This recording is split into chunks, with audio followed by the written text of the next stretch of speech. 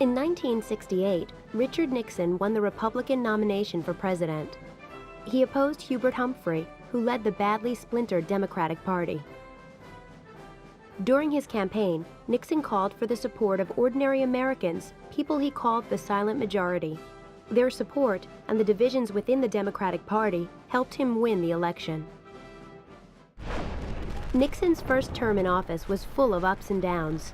The war in Vietnam raged on, and Nixon's promise to end it remained unfulfilled. Nixon had foreign policy successes, though. He made trips to China and the Soviet Union, improving relations with these powers.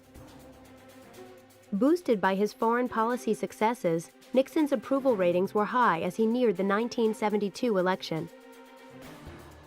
That November, Nixon won 61% of the popular vote.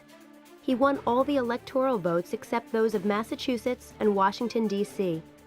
It was an overwhelming victory. Ironically, though, Nixon's career was already caught in a downward spiral.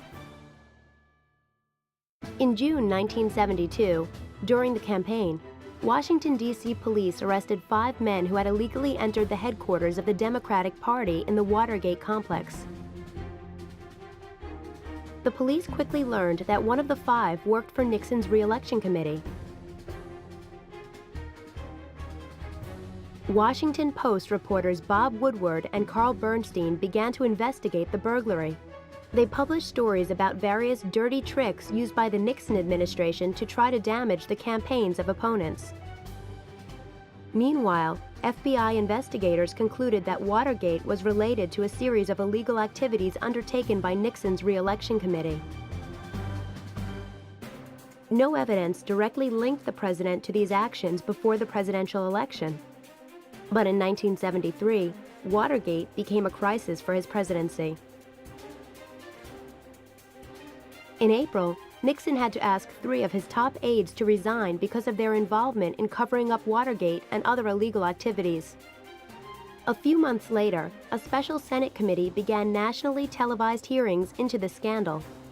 Some witnesses insisted that Nixon had nothing to do with the break-in or the cover-up, a position the president had maintained for months. However, former White House lawyer John Dean said that he and the president had discussed the cover-up many times. He charged that Nixon had been fully aware of the illegal efforts to block the FBI from fully investigating Watergate. Then, another aide revealed that the president had recorded all of his telephone calls and conversations in his office. The tapes would reveal whether Dean or the president was telling the truth. The president refused to hand over these tapes to the Senate committee or to the special prosecutor in charge of investigating the cover-up. Nixon claimed that he did not have to surrender the tapes because of executive privilege, which he said allowed presidents to keep White House conversations private. Meanwhile, Nixon's vice president Spiro Agnew was forced to resign from office in October 1973 due to an unrelated charge of taking bribes. Nixon selected Gerald Ford to be his new vice president. Nixon finally released some transcripts of the taped conversations. Some people saw these conversations as evidence that Dean was right and Nixon had been involved in covering up Watergate. The House of Representatives began to consider impeaching the president. Its Judiciary Committee began impeachment hearings in the spring of 1974. On July 24, 1974, the Supreme Court ordered Nixon to make all his tapes available as evidence in the Watergate trials. The court ruled that executive privilege did not apply in this situation. Soon after, the House Judiciary Committee adopted 3 articles of impeachment. President Nixon was charged with obstruction of justice, misuse of power, and refusal to comply with the House subpoenas. Nixon's remaining support crumbled when he released the transcripts of a conversation that had taken place just 6 days after the break-in. It proved that Nixon was part of the Watergate cover-up from the beginning.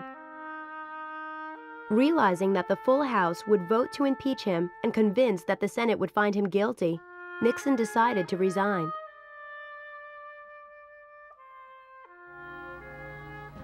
I have never been a quitter. To leave office before my term is completed is abhorrent to every instinct in my body. But as president, I must put the interests of America first. As Nixon left Washington, Vice President Gerald Ford was sworn in as president. The mood of the nation lifted. That changed a month later, though. Ford granted Nixon a pardon for any crimes he might have committed while serving as president. Ford's action would come back to haunt him when he ran for election to the presidency in 1976. Democrat Jimmy Carter won that election. His victory had a lot to do with public reaction against the Watergate scandal and Ford's pardon of Nixon. Once in office, though, Carter faced an energy crisis. During the 1970s, gas prices increased by 400%.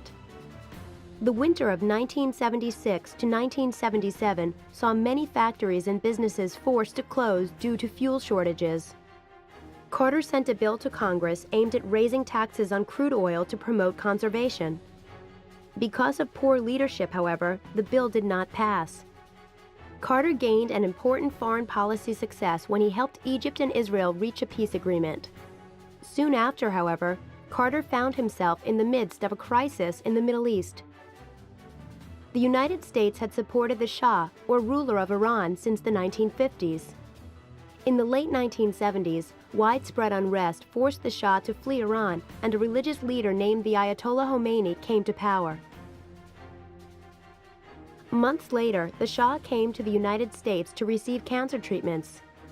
Furious, Iranian radicals stormed the U.S. Embassy in Tehran, Iran, and took more than 50 Americans hostage. For more than a year, Carter remained mired in the Iran hostage crisis.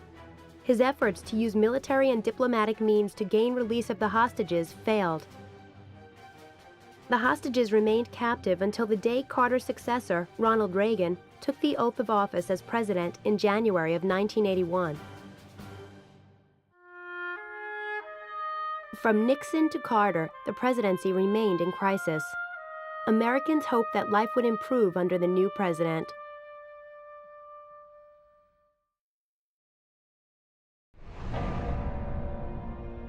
Why were the Watergate tapes important? Did Nixon and Carter weaken the presidency?